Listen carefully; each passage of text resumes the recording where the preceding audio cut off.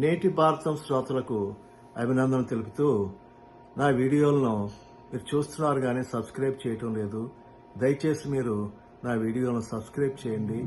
భారతదేశంలో జరిగేటువంటి అనేకమైనటువంటి వార్తలను ఎప్పటికప్పుడు మీకు తెలియజేస్తూ ఉంటాను. ఈ మధ్య బెంగాల్ రాష్ట్రంలో మమతా బెనర్జీ ప్రభుత్వం కింద 2016లో నిర్వహించినటువంటి స్కూల్ సర్వీస్ కమిషన్ అంటే వెస్ట్ బెంగాల్ స్కూల్ సర్వీస్ కమిషన్లో నియమించబడినటువంటి 25,753 మంది ఉపాధ్యాయులు మరియు బోధన సిబ్బందిని కలకత్తా హైకోర్టు ఏప్రిల్ 3, 2025న తొలగించింది.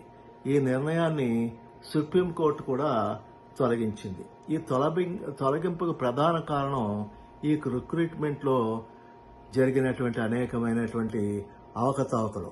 23 లక్షల మంది అభ్యర్థులు ఈ పరీక్షకు హాజరవగా 24,640 పోస్టుల కోసం 25,753 నియామక పత్రాలు ఇవ్వడం జరిగింది.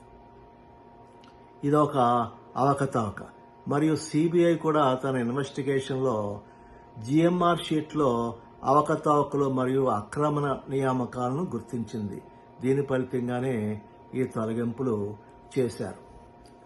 బెంగాల్ ప్రభుత్వం మరియు డబ్ల్యూబీఎస్సీ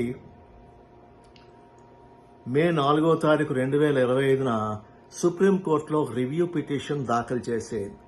2016లో రిక్రూట్మెంట్ ప్యానెల్ రద్దు చేసిన తీర్పును సవరించాలని, అవినీతి పరులను మరియు నిజాయితీ పరులను వేరువేరుగా చూడాలని, అవినీతి పరులను శిక్షించాలని చెప్పి ఆ రివ్యూ పిటిషన్లో మమతా బెనర్జీ మేనల్లుడైనటువంటి అభిషేక్ బెనర్జీ 700 కోట్ల రూపాయల అవినీతికి పాల్పడ్డారని బీజేపీ నాయకులు ఆరోపించారు. ఇది ఏం జరుగుతుందో చూడాలి. అవినీతి పరులైన ఉపాధ్యాయులను తొలగించి మరి కొత్త నియామకాలు చేపడతారో లేదో మనం త్వరలో తెలుసుకుంటాం. ఈ వీడియో మీకు నచ్చినట్లయితే షేర్ చేయండి, సబ్స్క్రైబ్ చేయండి, కామెంట్ చేయండి. జై హింద్.